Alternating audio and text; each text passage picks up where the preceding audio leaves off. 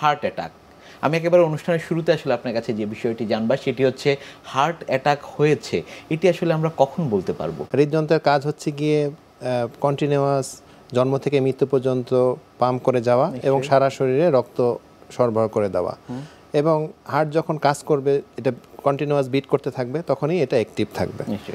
যখন হার্টের এই যে সারা প্রতিনিয়ত কাজ করে যাচ্ছে 24 আওয়ার্স ইন্টু 7, যদি কোনো কারণে হার্টের কোনো রক্তনালিকায় রক্তনালিকায় রক্ত চলাচল বাধাপ্রাপ্ত হয়ে যায়, রক্তনালিকার ভিতরে ব্লক তৈরি হয়, তখন ব্লক তৈরি হয়ে যদি 100% ব্লক হয়ে রক্ত ওই একটা হার্টের একটা অংশ যদি ক্ষতিগ্রস্ত হয়, সেটাকেই আমরা হার্ট অ্যাটাক বলে থাকি। অনেকেই কনফিউশন করে ফেলে, বলে যে বাবার বা আমার মায়ের বা আমার ফ্যামিলি মেম্বারের কারো স্ট্রোক হয়েছে অথবা হার্ট স্ট্রোক হয়েছে, হার্ট অ্যাটাক হয়েছে। স্ট্রোক এবং হার্ট অ্যাটাক কিন্তু এক জিনিস নয়। স্ট্রোক হচ্ছে গিয়ে ব্রেনের একটা অসুখ। যদি ব্রেনের কোনো রক্তনালিকায় রক্ত চলাচল কমে যায় বা রক্তনালিকা ছিঁড়ে গিয়ে রক্তক্ষরণ হয়, সেটা হচ্ছে স্ট্রোক।